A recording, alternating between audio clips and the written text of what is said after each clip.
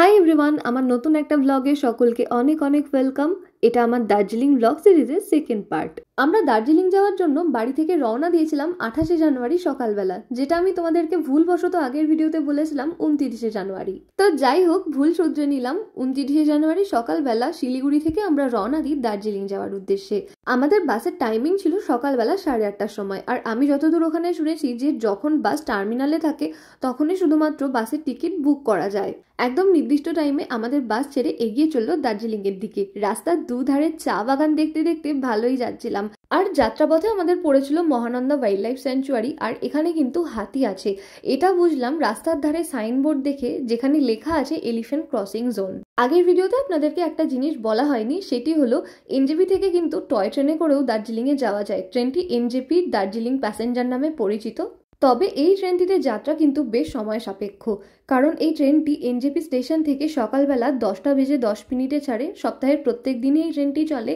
আর দার্জিলিং এ এই ট্রেনটি পৌঁছয় বিকেলবেলা 5:40। এই ট্রেনের টিকিট কিন্তু আপনারা আইআরসিটিসি অ্যাপের থ্রুতেই বুক করতে পারবেন। যতদূর জানি যাত্রাপথে এই ট্রেনটি 12টি স্টেশনে দাঁড়ায়। এই ট্রেনটিতে জার্নির অন্যতম দুটি অ্যাট্রাকশন হলো ট্রেনটি বাতাসিয়া লুপের ওপর দিয়ে যায়। এখানে বেশ কিছুক্ষণ ট্রেনের স্টপেজ আছে, সম্ভবত 15 মিনিট মতো। আর সাথে কিন্তু এটি ঘুম স্টেশনেও 15 মিনিট মতো দাঁড়ায়। এখানে কিন্তু আপনারা দেখে নিতে পারেন ঘুম রেল মিউজিয়াম। আর এই ঘুম রেলওয়ে স্টেশনই হচ্ছে ভারতের উচ্চতম রেলওয়ে স্টেশন।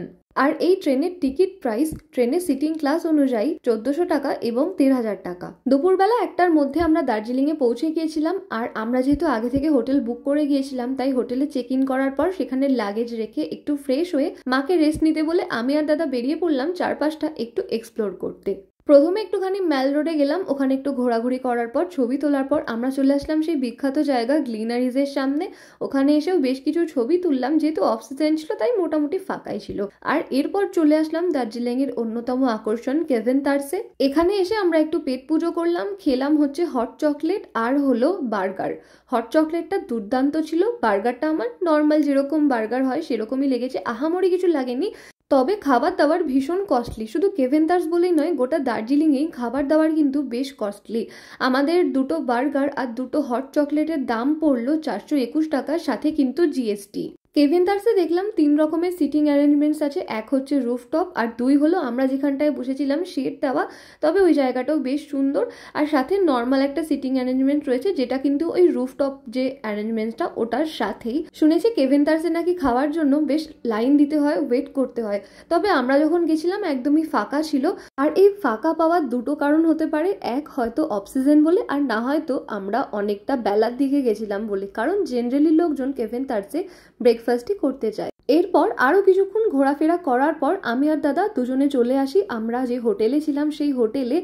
আর তারপর ফ্রেশ হয়ে লাঞ্চ অর্ডার করি। আর আমরা লাঞ্চে অর্ডার করেছিলাম ভাত আর ডিমের কারি। ভাতের পার প্লেটের দাম নিয়েছিল 80 টাকা, আর ডিমের কারিটা পার প্লেটের দাম ছিল 120 টাকা। প্রত্যেকটা প্লেটে 2টো করে ডিম থাকে, আর ভাতের কোয়ান্টিটিটাও অনেকটা ছিল। তবে এই প্রাইসিংটা কিন্তু জিএসটি ছাড়া। আমরা যখন পে করতে গেছিলাম এটার সাথে আলাদা করে আবার জিএসটি অ্যাড হয়েছিল। যেহেতু অনেকটা জার্নি করার কারণে আমরা বেশ ক্লান্ত ছিলাম, তাই দুপুরবেলার দিকে একটুখানি ঘুমিয়ে পড়েছিলাম। সন্ধ্যাবেলা ওই 7টা 7:30 নাগাদ আমরা 3 জন মিলে বেরোলাম একটু ঘুরতে। তবে বৃথাই বেরোনো, কারণ অলরেডি দেখি তখন ওখানে দোকানপাট সব বন্ধ হয়ে গেছে, পুরো রাস্তাঘাট ফাঁকা। পরে জানতে পারলাম এখানে নাকি 7টা 7:30টার মধ্যে সমস্ত দোকানপাট বন্ধ হয়ে যায়। তাই আবার হোটেলের দিকে ফিরে আসলাম, মা হোটেলে চলে গেল, আর আমি আর দাদা গিয়েছিলাম একটুখানি ম্যালের দিকে। এখানে এসে দেখলাম তাও অনেক লোকজন রয়েছে, বেশ জমজমাট জায়গাটা।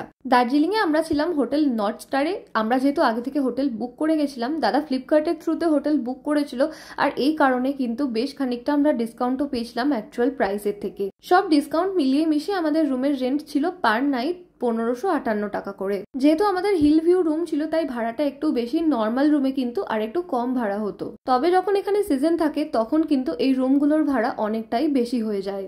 আমরা যে হোটেলটিতে ছিলাম তার এক্সাক্ট লোকেশন হলো দার্জিলিং চক বাজার অঞ্চলে হোটেল 717 পাশে। আর এই হোটেলের গ্রাউন্ড ফ্লোরে রয়েছে পাঞ্জাব ন্যাশনাল ব্যাংকের দার্জিলিং শাখা। আজকের ব্লগটা এখানেই শেষ করছি। কেমন লাগলো কমেন্টে জানাবেন, আর কিছু কোয়েশ্চেন থাকলে কিন্তু আমাকে অবশ্যই কমেন্টে জিজ্ঞাসা করবেন। টাটা।